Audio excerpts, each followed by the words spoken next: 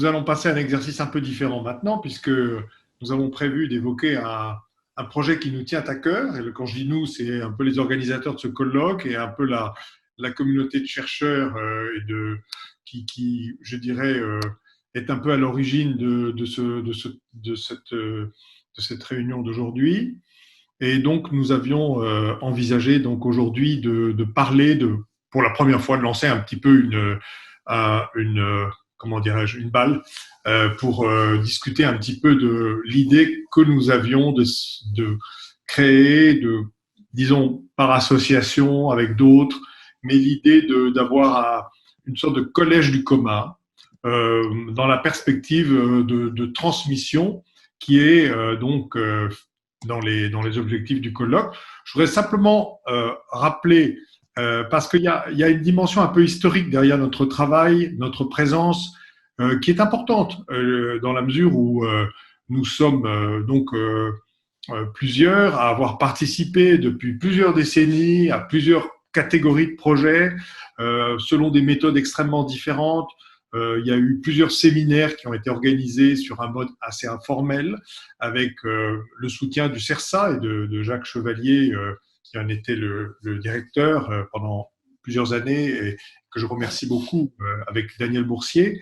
Nous avions donc organisé un séminaire qui s'appelait Modèle les processus de gouvernance démocratique au-delà du modèle dialogique en 2009.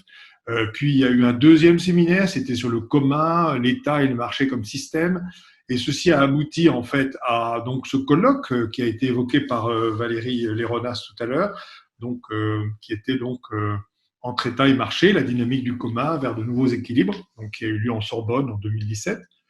Et puis donc avec ce nouveau colloque aujourd'hui, cet ouvrage qui a été évoqué tout à l'heure par Emmanuel, qui va paraître, qui s'appelle Dynamique du commun entre État, marché et société.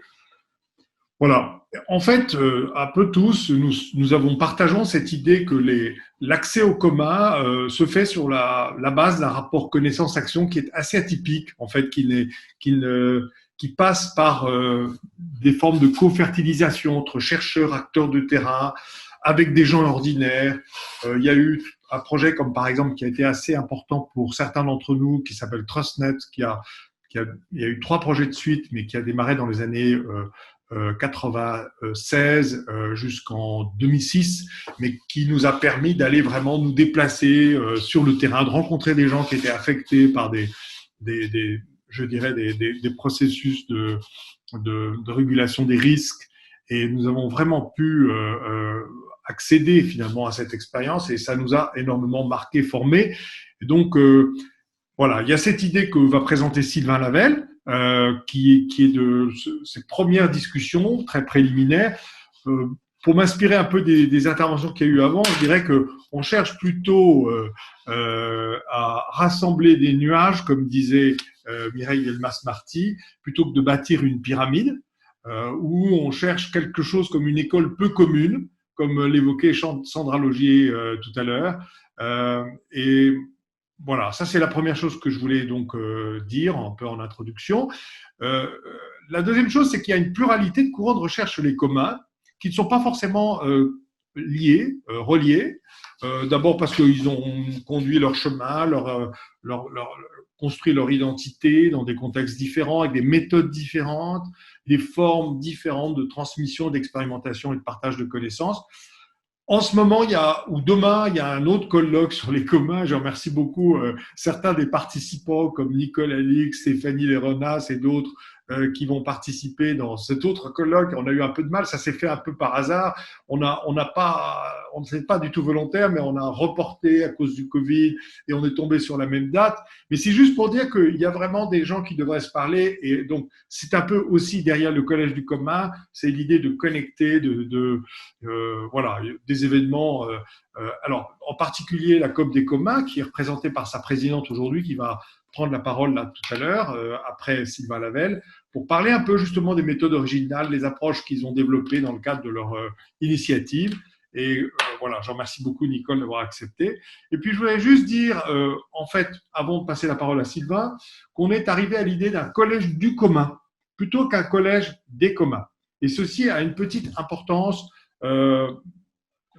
Disons que l'idée qui est derrière, c'est que, bien sûr, on est les communs, et comme mode de coordination, comme, disons, ce sur quoi euh, Ostrom a travaillé, nous paraît être effectivement dans une posture un peu pragmatique, un mode de coordination complémentaire des autres formes que sont l'État et le marché. Mais ceci, comme d'ailleurs ça a été évoqué par Stéphanie tout à l'heure, dans un contexte assez universaliste, c'est-à-dire finalement une situation contemporaine marquée par la modernité, avec des modes de coordination et de gouvernance qui sont, je dirais, informés par des concepts comme la dualité entre l'individuel et le collectif, la dualité entre nature et culture, des représentations anthropologiques qui ne sont pas anodines dans la perspective individualiste, ce qui amène à la tragédie des communs, ce qui renvoie sur des formes de coordination qui ne sont pas d'abord celles des individus, voilà, sur des formes de régulation des comportements par la norme. Tout ça fait partie de notre contexte et je dirais qu'on a vraiment l'idée qu'on voudrait aussi interroger les dynamiques du commun dans leur potentiel de transformation à la fois anthropologique et cosmologique au sens de la potentialité des communs pour faire advenir ou créer des conditions favorables pour qu'un monde commun, englobant humain et non humain, puisse émerger. Voilà. Et donc, quelque part, il y ait derrière eh bien, des réaménagements de ces institutions de la modernité ou des formes d'évolution et un travail. Voilà. Donc, en fait, il nous semble bien que la dynamique du commun se laisse enfermer ni dans le local ni dans le global, mais qu'elle touche potentiellement chaque personne en l'invitant à se situer dans une histoire commune. Voilà. Voilà les trois choses que je voulais juste dire en introduction. Et je vais donc passer tout de suite la parole à Sylvain, qui va donc présenter les quelques idées que nous avons mises bout à bout dans cette première ébauche, on peut dire cette couturière, pour ceux qui ont la pratique de la couture. Et ensuite, on demandera à Nicole Alix d'intervenir pour donner un point de vue qui vient d'ailleurs, mais qui est évidemment dans lequel il y a en réalité déjà du commun.